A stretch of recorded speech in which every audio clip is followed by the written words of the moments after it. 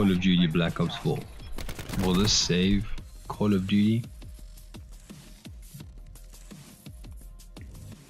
Hey guys, I'm Dennis and welcome to the Black Ops 4 review done by GES. Now, a lot of people have been recently saying that Call of Duty has been failing or, I quote, dying. And we can tell why if we have a look at the few recent titles that have been released have almost, as they say, failed or died, killed the Call of Duty franchise. The game hasn't seen the numbers or the consistency over the last few years that it was exposed to with the likes of Modern Warfare 3 or Black Ops 2. So I guess everyone had their eye open as Treyarch released Black Ops 4, making sure that this would be the Call of Duty to save the franchise. Let's have a look if that's true. So starting off, I must be honest, while I was playing the beta, I was extremely excited for the launch of the main game. The game had everything that Black Ops 3 kind of been missing.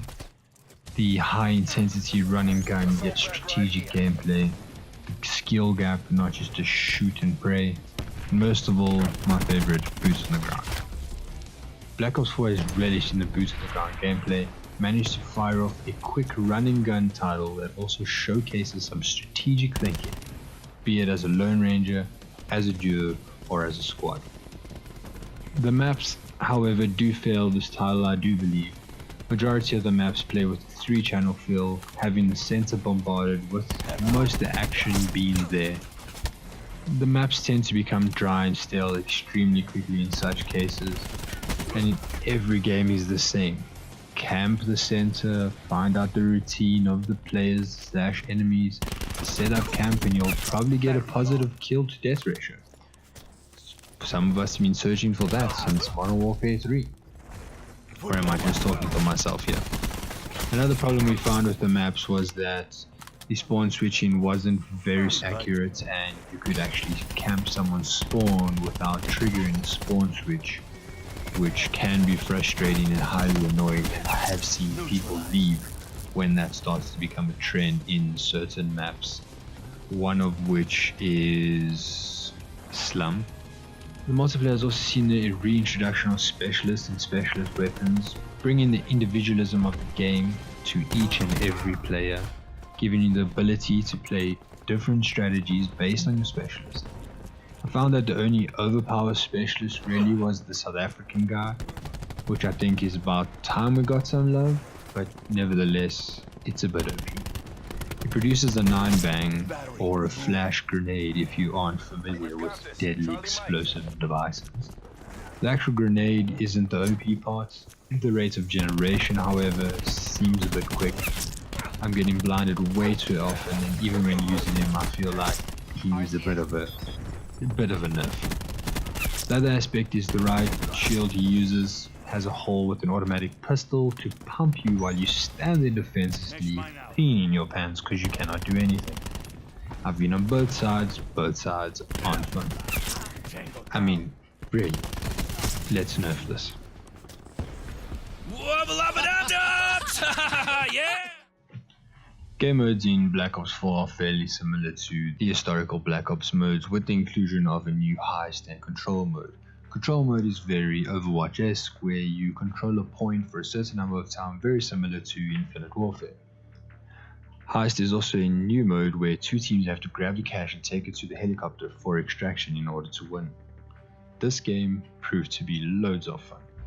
The guns in the game are fairly balanced with a few buffs needed and a few nerfs needed, but I won't say which is which. I mean, if you look at my video you can see which gun needs nerf. I mean, SMG with dead accurate aim seems excessive even with all the attachment, right?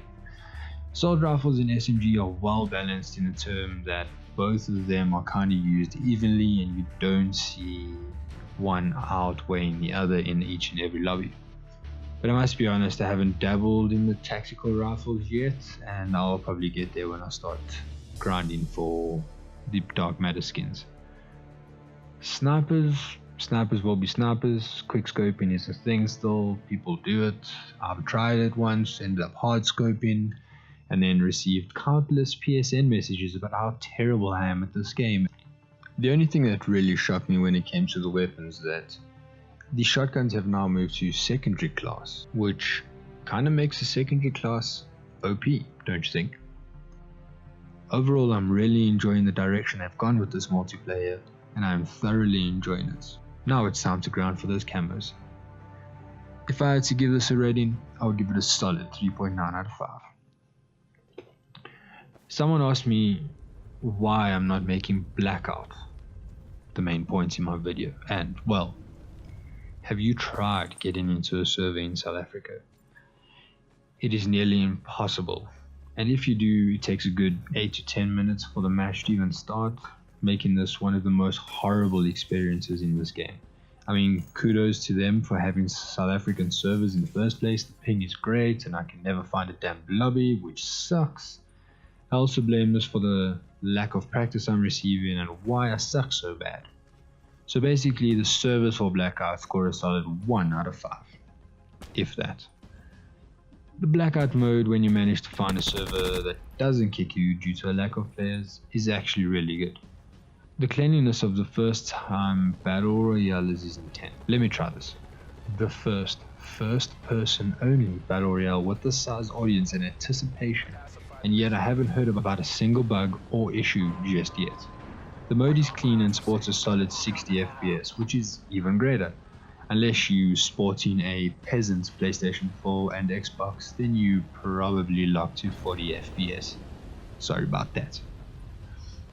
The quality in everything is outstanding. The environment, its rendering, the strategic aspects, the maps from old and new Call of Duties that have been integrated into this game. The game mode is just plain spectacular. The mode offers 3 different playing styles, one being solos, second being duos, and the third being squads. Or squads if you're afraid of being called a copycat, I guess. I mean, as you can tell, I'm not the greatest by the footage you're seeing, but I have fun playing around in helicopters, taking on enemies at distances, dying because I can't fly a chopper. I usually jump on, play 1, 2, maybe 3 games before heading over to multiplayer or zombies mode, which funny enough actually is included in the Blackout mode. Zombies spawn around the loot drops and you can clear them out before actually opening the loot drops. Risky, but probably worth the reward. If I had to give this mode a rating, it would be a solid 4 out of 5.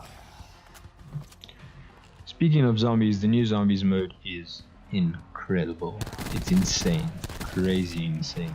I think we spent about 3 or 4 hours playing endless survival before we started figuring out that the story kinda lies behind the Easter eggs in each map, which, if I'm being honest, is not easy to figure out.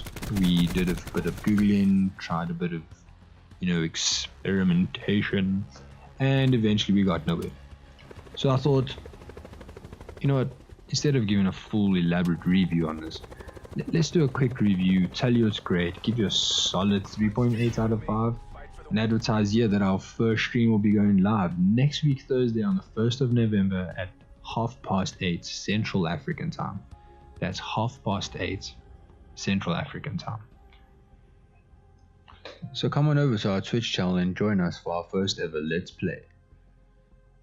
Overall, I think Call of Duty Black Ops 4 has definitely proved to be a savior that we can count on for the Call of Duty franchise.